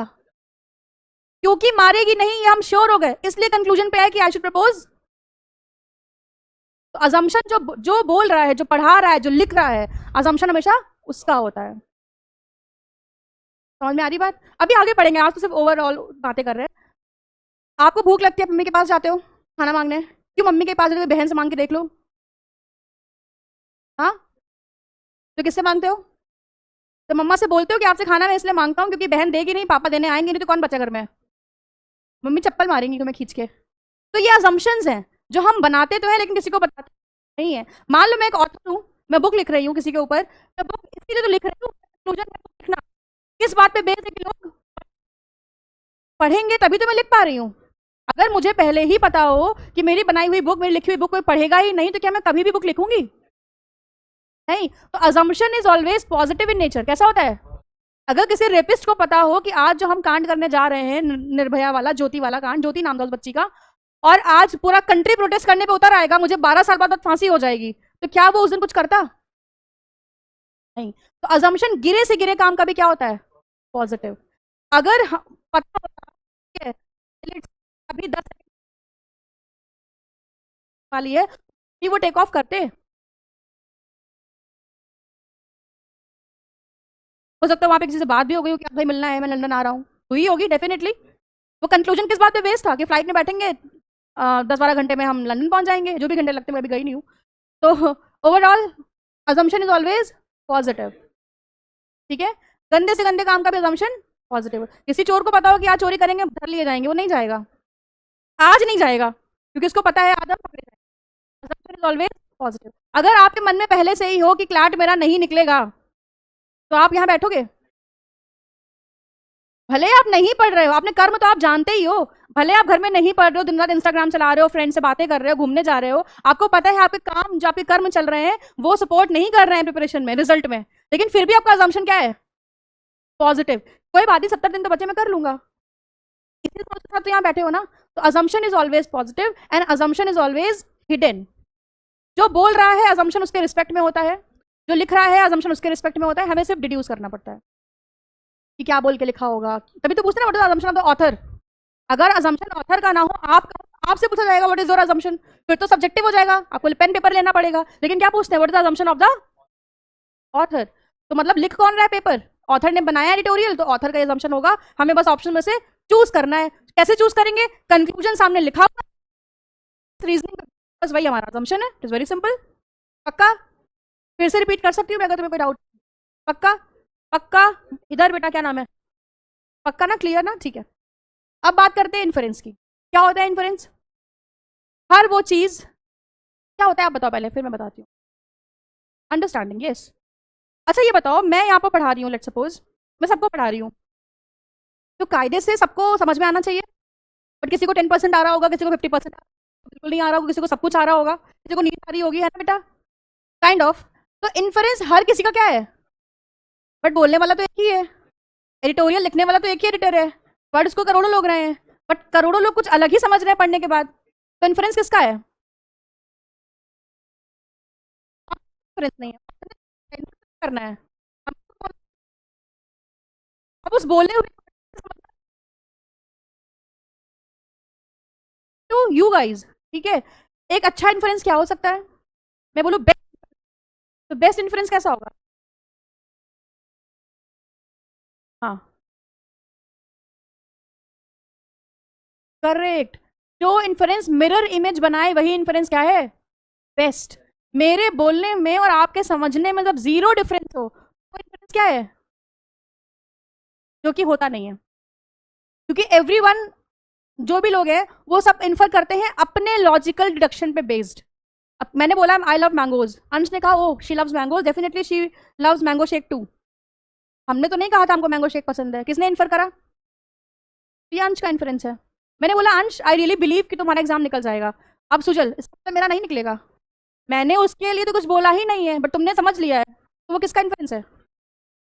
जब हम नॉर्मल कॉन्वर्सेशन में बोलते हैं कि भाई कुछ गलत फहमी हो गई होगी, तुम्हें मिसअंडरस्टैंडिंग हो गई होगी, तो मिसअंडरस्टैंडिंग का मतलब क्या है?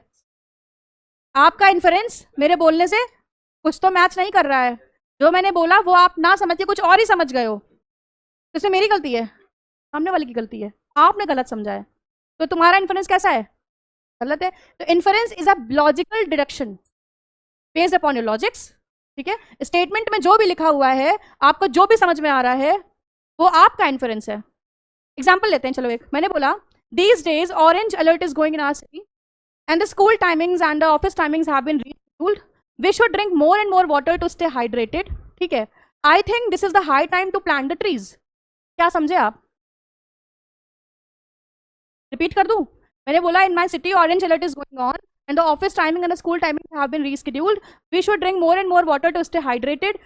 This is the right time to plant the trees.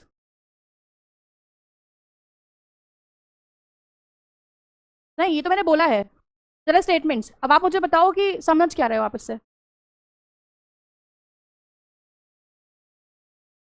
आपका इन्फ्लुएंस होना चाहिए कि मैम बात कर रही हूँ ग्लोबल वार्मिंग के बारे में, गर्मी बढ़ रही है, पानी पीना चाहिए, हीट वेव से खुद को बचाना है।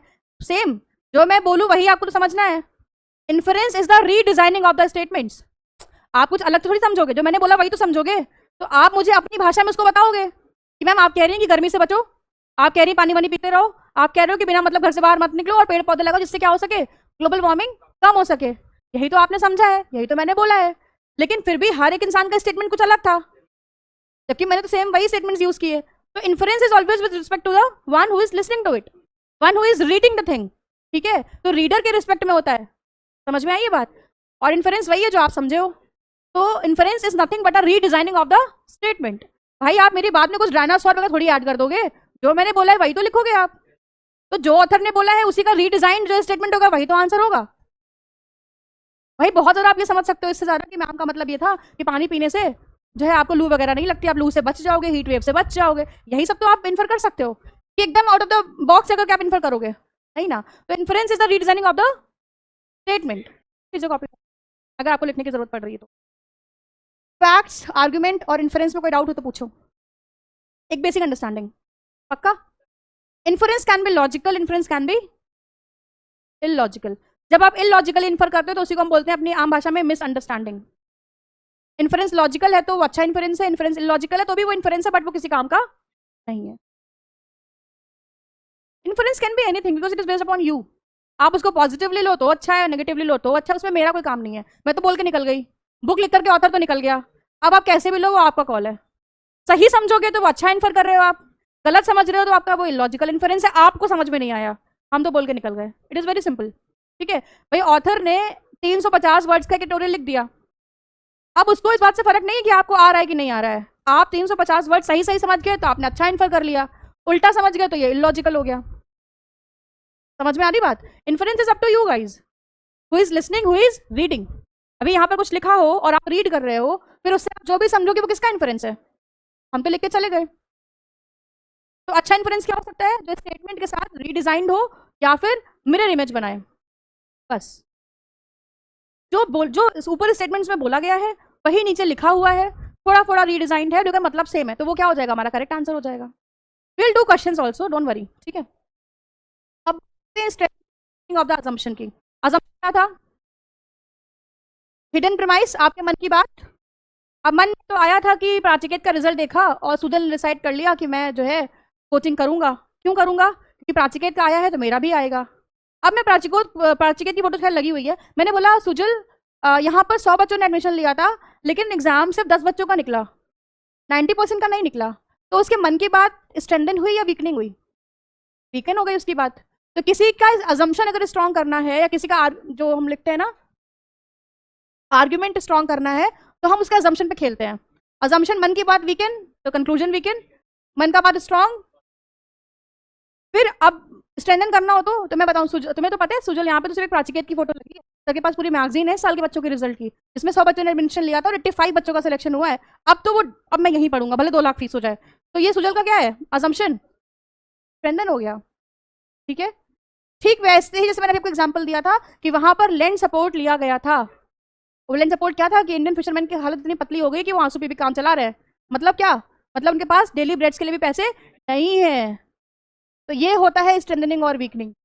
किसी का मन मजबूत कर दो तो अजम्पशन उसका स्ट्रेंथन हो जाएगा, स्ट्रांग हो जाएगा, और अगर हमने उसको अपोजिट हमने एविडेंस दे दिया तो वो बस कंक्लूजन पे आते हैं। कंक्लूजन इज वेरी सिंपल यार, फैक्ट्स को देखने के बाद एक लॉजिकल जो भी आप डिराइव करते हो वो क्या है, बचपन से करते आए हो ये काम, तो ऐसे वगैरह भी लिखते हो उसमें करते हो ये आप। जजमेंट जिसमें कोई लॉजिक ना हो। मैंने बोला Riya is the most beautiful girl that have ever seen in my life. भाई मेरी लाइफ में मैंने उससे सुंदर लड़की नहीं देखी है। अंश के लिए अलग हो सकता है, सुर के लिए अलग हो सकता है। तो judgement is completely what, it's a perspective from he, not this illogical, it depends on person to person. मैंने बोला Salman Khan the best actor, तुम्हें शायद विकी कौशल लगता होगा, तो यार हम बहस नहीं कर सकते ना, तो हम जजमेंटल हो रहे हैं।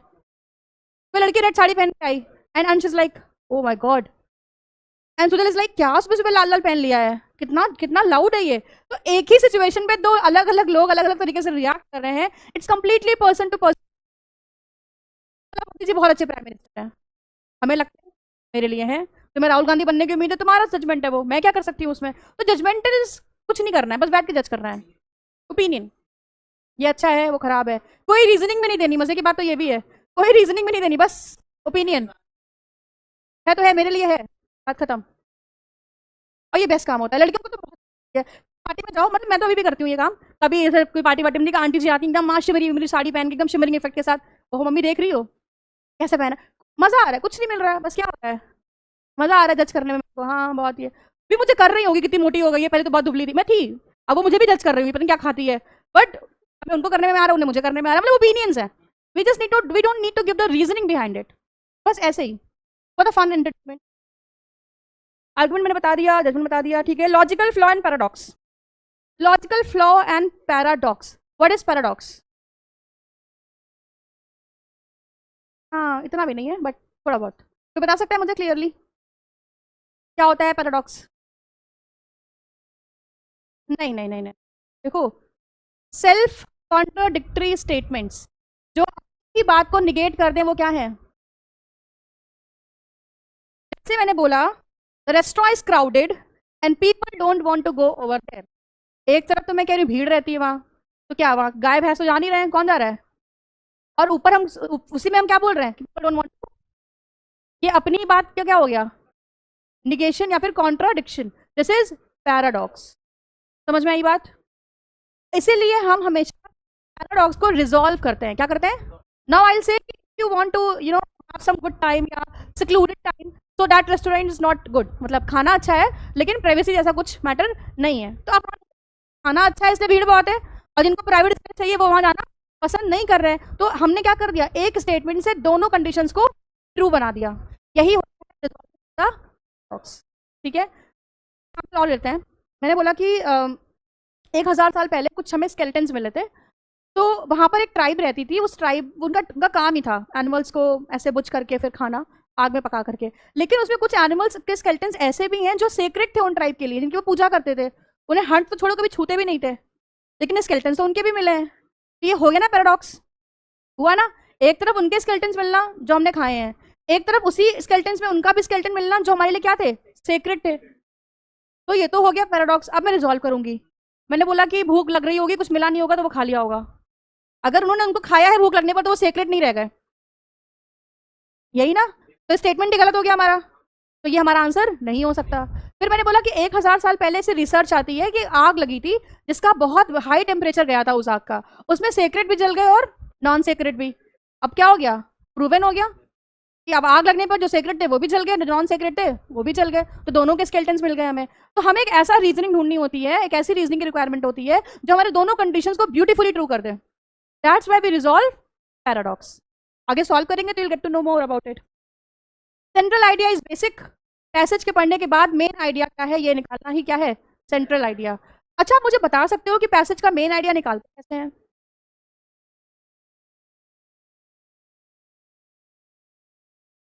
अच्छा ठीक है, मैं और इजी करती हूँ आपके लिए। आपकी सोल कहाँ है?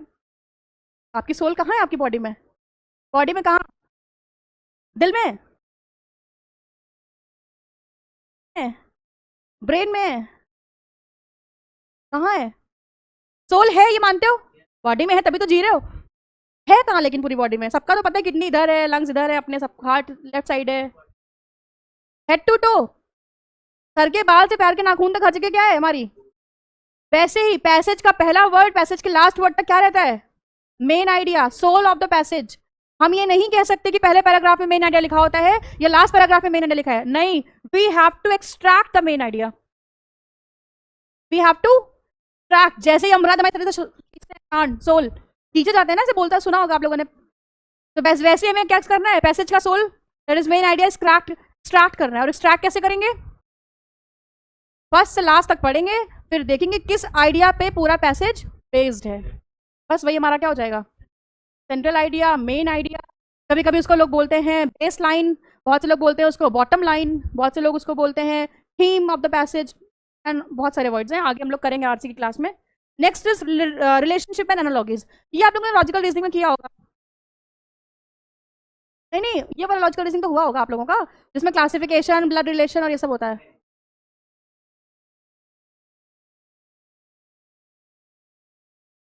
अच्छा, ये एनालॉजीज वाले क्वेश्चन, जैसे कि मैंने बोला कि हाँ, जैसे वो रिलेशंस ड्रॉ करना, नॉट जस्ट ब्लड रिलेशन, कोई भी ऐसा रिलेशन हो सकता था। हाँ, जैसे कि मैंने बोला कि लेट सपोज,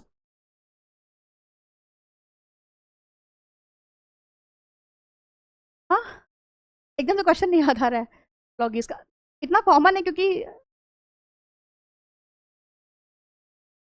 ये तो ब्लड रिलेशन हो गया। जैसे मैंने बोला कि गर्ल कोलन, ठीक है, डाल दिया मैंने बैचलरेट, ठीक है, फिर double colon man, sorry boy colon bachelor, तो रिलेशनशिप ड्रॉ हो रही है ना।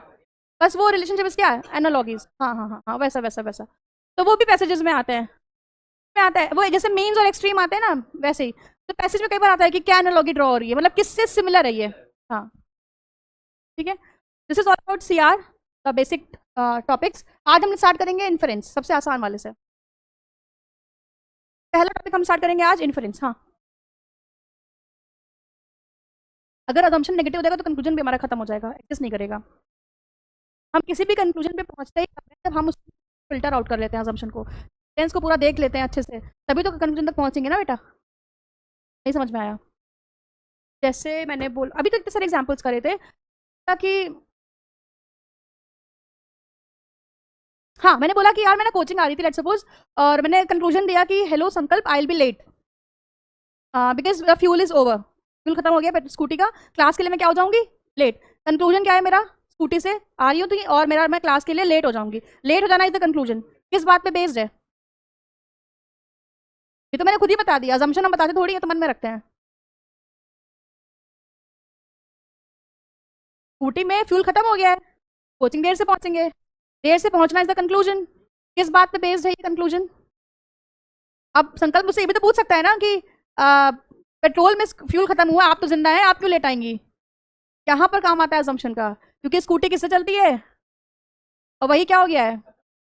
तो मैं मान रही हूँ तुम्हें इतना तो पता होगा ना कि स्कूटी किससे चलती है। मैं ये मेंशन तो नहीं कर रही हूँ कि देखो संकल्प मेरी स्कूटी पे पेट्रोल खत्म हो गया, और तुम्हें जैसा कि पता है स्कूटी किससे चलती है, इसलिए मैं कोचिंग से लेट आऊंगी। वो भी कहेगा कि क्या सुबह सुबह तुमने भांग वांग खा ली, क्या हो गया, मतलब सभी को पता है। तो हम मान के चलते हैं कि ये बात आपको, आपने देखा होगा कई बार घर की औरतों को बात करते हुए, मैंने तो बहुत सुना है, अरे चलें घर, शाम हो गई है, चाय वाय बनानी है। शाम होते ही चाय बनाने का मतलब क्या है? कुछ तो बीच का है जो हमने आप पे छोड़ा हुआ है कि आप समझ जाओ शाम हो गई है। आप खुद अज्यूम करो किस बात पे बेच रही है। आप पूछो पापा से, "मम्मी, शाम हो गई तो चाय का क्या करना है, शाम हो गई पैक बनाओ, वाई चाय ओनली"। मतलब अपना अपना नहीं, ये कॉमन है इंडिया में। शाम हो गई, सबके घर में बनती होगी शाम की चाय। मम्मी लोगों का ये दर्द रहता है अलग से, हो 4 बज गए, चलो चाय बनाने का टाइम हो रहा है। 4 बजने का चाय से क्या लेना देना है? 4 से 4, 4 से चाय, दिस इज अजम्पशन। आपको निकालना है, आपको मानना है कि अब शाम हो गई तो वापस से रिफ्रेश, जो आप सो चुके हो दोपहर में, वापस से रिफ्रेश करने का टाइम क्या हो गया है, आ गया है। उसके लिए क्या चाहिए? चाय पी के ताजगी आती है। अबे यूपी में तो यही चलता है यार अपने लोगों के, कॉफी भी, we are coffee lovers, but mainly क्या चलता है? सबके घरों में कॉमन क्वेश्चन है, मम्मी बुआ आई है चाय बना दो। ये मान के चल रहे हैं कि आपको पता है। मैं क्लास में एंटर करी, ठीक है, मैंने कहा बहुत गर्मी लग रही है, प्लीज एसी चला दो। मैम हीटर चला दो तो कैसा रहेगा? मैं मान के चल रही हूँ कि आपको इतना तो पता है ना कि एसी के पास ऐसी पावर्स हैं कि वो टेम्परेचर को क्या कर सकती है, कम कर सकती है, और कम टेम्परेचर पे इंसान को गर्मी नहीं लगती है। ये मैं मान के चल रही हूँ कि आपको पता है। समझ में आ रही बात? How many of you seen that, watch that movie धमाल? उसमें जो बचा है वो जो क्या था, आदि मानव, मानव मानव, वो जो हर चीज में आगे आ जाता है, वो आगे नहीं आता, चार पीछे चले जाते हैं। बस वही चीज है, उसका जो बेसिक अजम्पशन है वो क्लियर नहीं होता हर चीज में। जैसे बोलता मानव भाग उसको पता ही नहीं कि डिफिकल्ट सिचुएशन में स्केप किया जाता है। वो पूछ रहा क्यों भागूं, मतलब लिटरली। तो जिनका अजम्पशन वीक होता है वो ऐसे सवाल करते हैं। मैं मान के चल, मैंने बोला यार मौसम खराब है, छाता ले लो, छाता ले लो इस कंक्लूजन किस बात पे बेस्ड?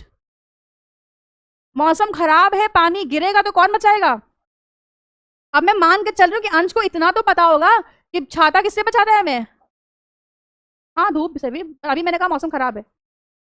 अरे चाचा जी मैंने क्या बोला अभी? मौसम खराब है, मौसम खराब है तो क्या ले लो जो हमें बचाएगा किससे? बारिश से। तो मैं मान के चल रही हूँ कि आपको इतना तो पता है कि छाता किससे बचाता है हमें?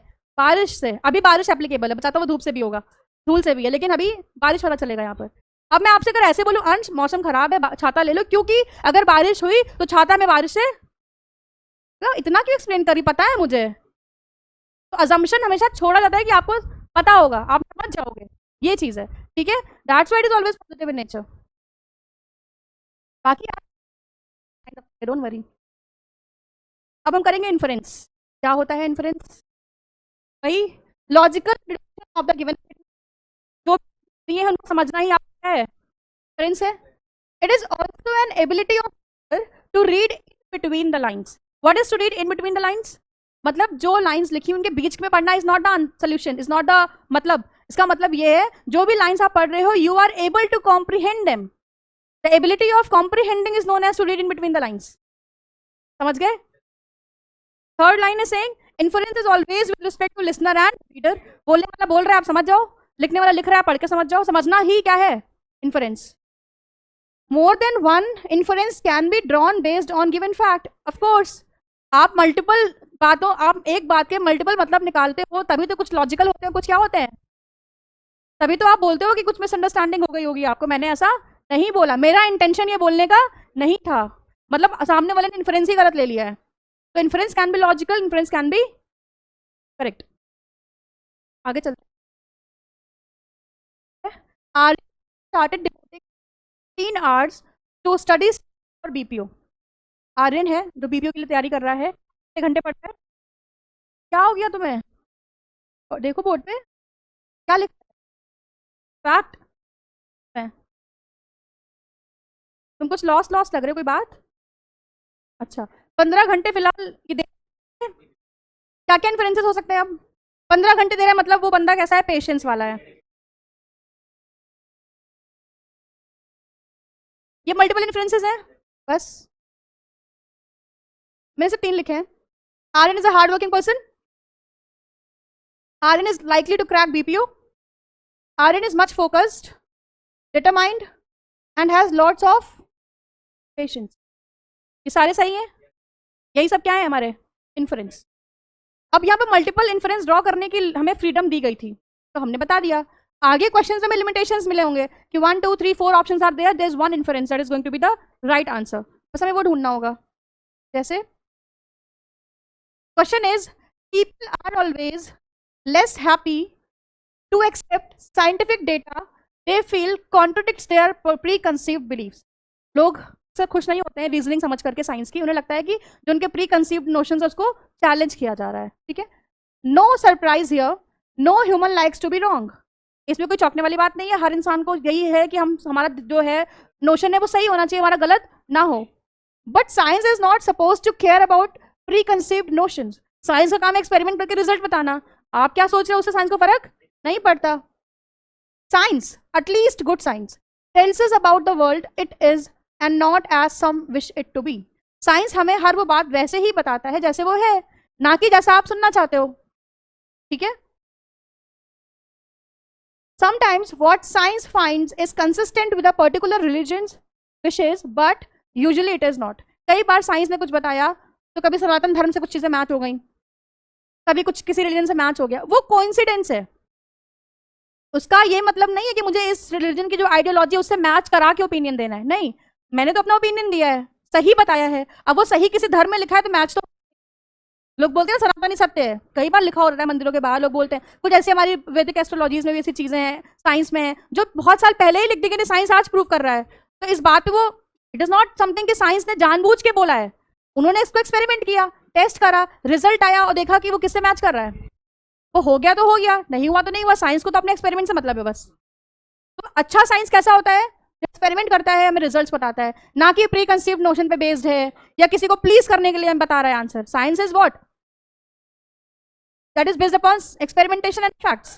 अब हमसे पूछा जा रहा है इसमें, what can be inferred about good science.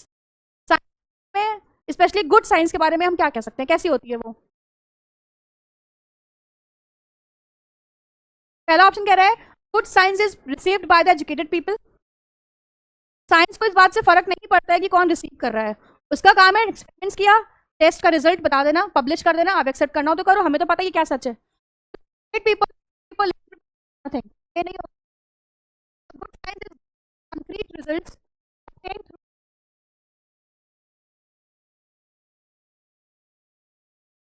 good science will always prove the general populace wrong। उसका इंटेंट नहीं है पॉपुलेस को रॉन्ग करना, पॉपुलेस मतलब पॉपुलेशन। यस, तो आंसर क्या हो जाएगा हमारा, बी। समझ में आ गया। हम लोग सिंगल क्वेश्चन करेंगे नेक्स्ट क्लास में, passage based upon inference and all, ये दूसरी एप्लीकेशन की होती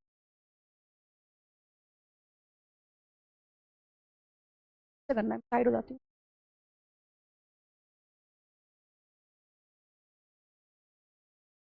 मन में पढ़ो, एग्जाम में अलाउड नहीं होता है ऐसे।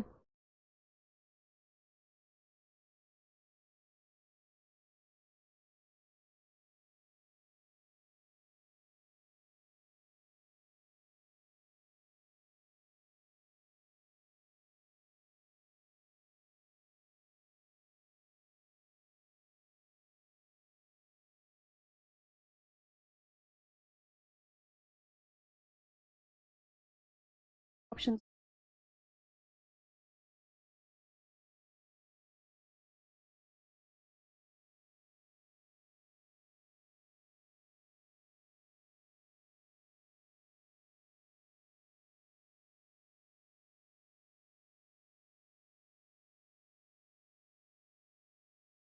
Take your time.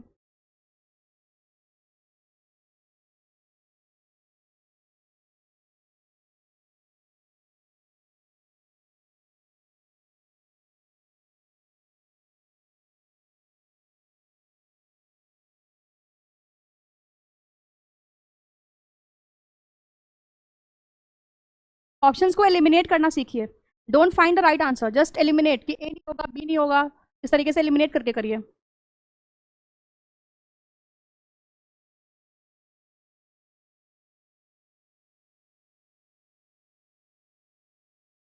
पढ़ लिया, बस आपने पढ़ फिर आंसर देख। हाँ, लिखा है techniques to increase productivity in the performance of discrete task by requiring less human labour in each step of the production process are widely utilised. क्या मतलब हुआ, टेक्निक्स को यूज कर रहे हैं जिससे क्या हो सके, ह्यूमन लेबर कम हो सके, ठीक है, और प्रोडक्शन प्रोसेस थोड़ा तेजी हो सके, प्रोडक्टिविटी ज्यादा हो सके। Contents on productive enhancement point out how although these techniques achieve their goal, माना कि वो अपना गोल अचीव कर लेती हैं, they are not without drawbacks, लेकिन ऐसा नहीं है कि उनके साथ ड्रॉबैक्स नहीं है। They often instill enough resentment in the workforce eventually to lead a slow down in the production process as a whole। कई बार कुछ ऐसी प्रॉब्लम्स आ जाती है, प्रोसेस क्या हो जाता है, उन्होंने अपना इंडिविजुअल टास्क तो कर दिया, लेकिन ओवरऑल टास्क में ऐसी प्रॉब्लम्स आ जाती हैं कि पूरा प्रोसेस क्या हो गया हमारा, स्लो हो गया। हमें पता है डिफरेंस। पहला क्या है आप लोगों का आंसर, करेक्ट है, बट लेट्स डिस्कस।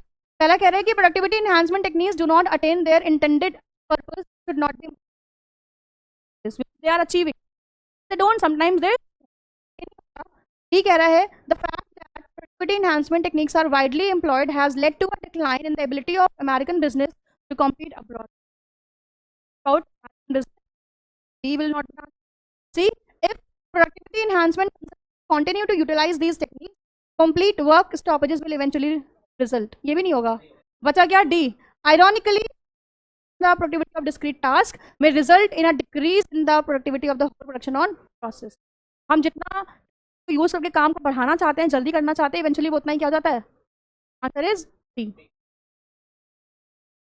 थर्ड करिए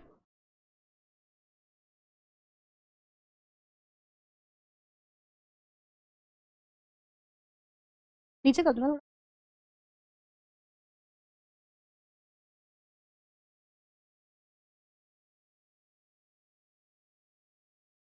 हो नहीं रहा बेटा सिंगल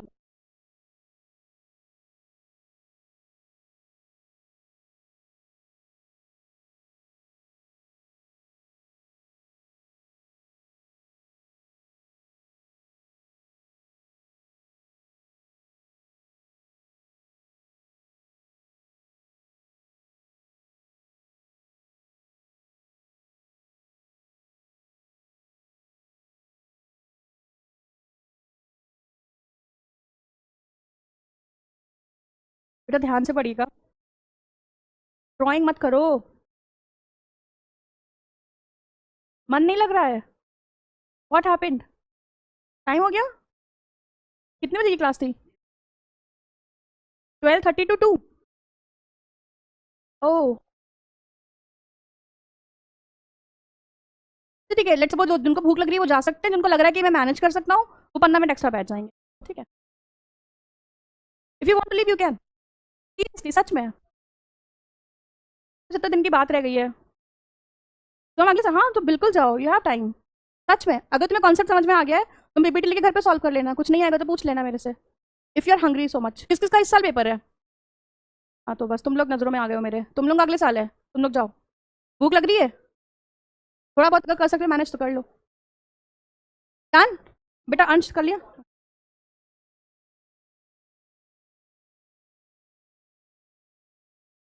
प्रोपोजिशंस का मतलब भी होता है इन्फ्रेंस अगर प्रोपोजिशन आता है तो उसका मतलब वही है सेम ड्रॉ करना है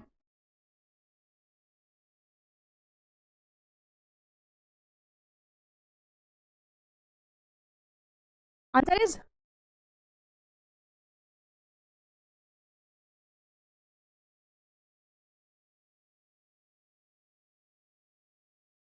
तो छोड़ो पहले एक क्वेश्चन इंपॉर्टेंट है वो करते हैं क्वेश्चन इंपॉर्टेंट है पहले वो करते हैं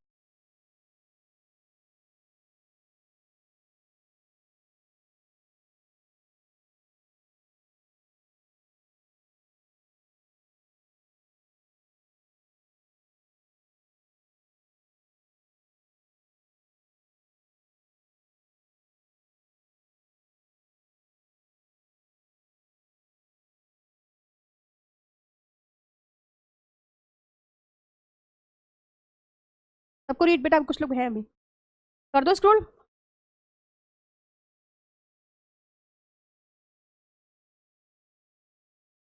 मन में करना है बेटा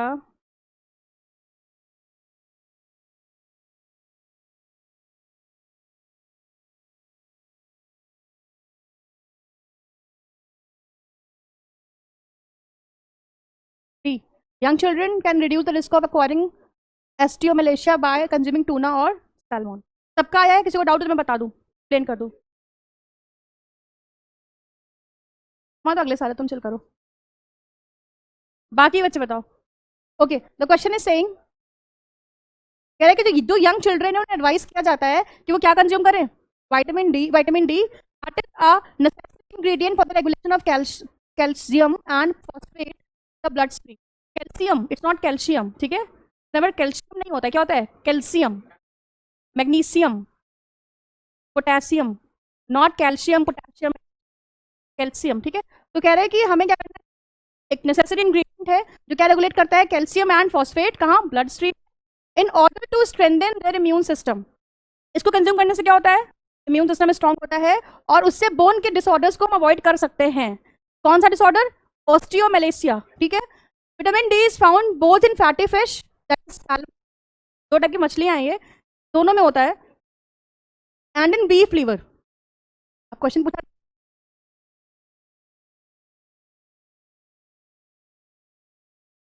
कह रहा है कि young children can reduce the risk of acquiring osteomalacia. कैसे? बाय एक्वायरिंग विटामिन डी, है ना। वो किस में प्रेजेंट है? या तो फिश में था, टूना और सैल्मन में, या फिर बीफ लीवर में है। इसमें क्या लिखा है कि या तो टूना ले सकता है या तो वो सैल्मन। दोनों लेने से क्या होगा, मतलब दोनों में से कोई एक लेने से तो क्या होगा, विटामिन डी और कैल्शियम दोनों रेगुलेट हो जाएंगे, और वो प्रॉब्लम जो है, डिसऑर्डर जो होने के चांसेस है वो रिड्यूस हो जाएंगे। कि बेटा आप जाओ, भूख लग रही होगी। ये लास्ट क्वेश्चन करिए एक। अगर ये सही होगा तो मैं पक्का छोड़ दूंगी क्लास।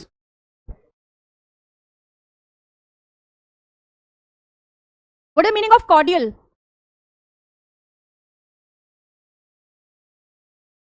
तो क्या आपकी क्लास तो हुई थी, आपने कहा था फ्रेंड्स। कॉर्डियल मतलब फ्रेंडली, यस गूगल। कॉर्डियल का एक सरनेम होता है जीनियल, ठीक है।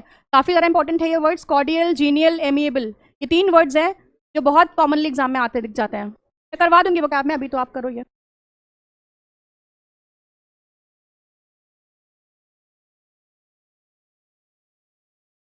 नोट्स दिखा सकते हो मुझे वो कैब के?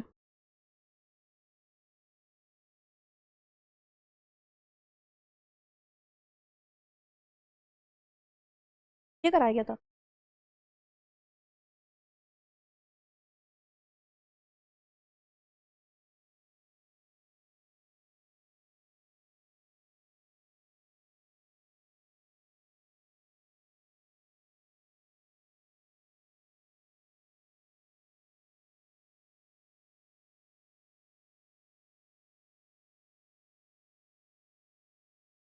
The problem is in your vocab notes की वर्ड्स को बहुत ही रैंडम किया गया है।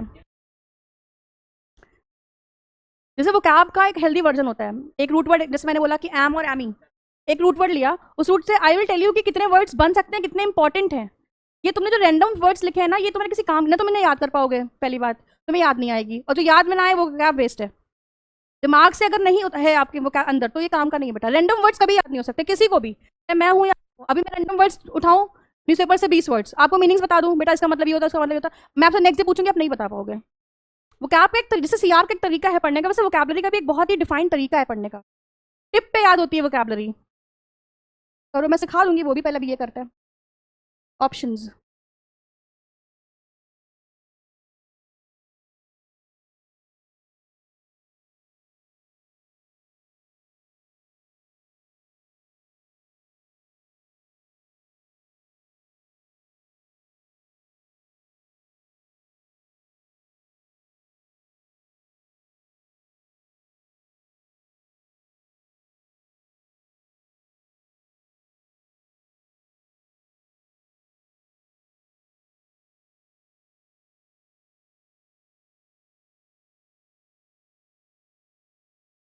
क्वालिटी को कॉन्टिन्यूसली इंप्रूव करना, तभी कस्टमर्स क्या रहेंगे, satisfied. That was the inference is given in. तो आप देख रहे हो the beauty of inference is the redesigning of the statement. 3 automatically वेग लिखे जा रहे हैं, एक ही पहचानना है आपको।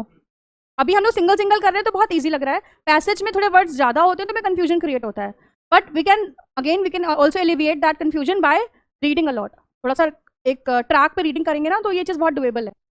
जो बच्चे हुए क्वेश्चन है आप प्लीज घर पे कर लीजिएगा, नेक्स्ट क्लास में लोग डिस्कस कर लेंगे, ठीक है। Thank you. किसी को कोई, हाँ मैं बोल दूंगी, कुछ डाउट हो तो आप बैठ सकते हो, कुछ भी किसी को भी कुछ भी पूछना है तो आई एम हेयर फॉर 15। जाओ आप लोग जाओ, हाँ यस। तो भी वो आपके नोट्स आपको पुराने दिए गए हैं, अगर आपको समझ में आते हैं, ठीक है, तो आप उनको पढ़िएगा। मैं इसीलिए बोल रही हूँ, अगर आप बहुत ज़्यादा टाइम उसे वेस्ट नहीं करना है, क्योंकि वो नोट सेग्रीगेटेड नहीं है बेटे।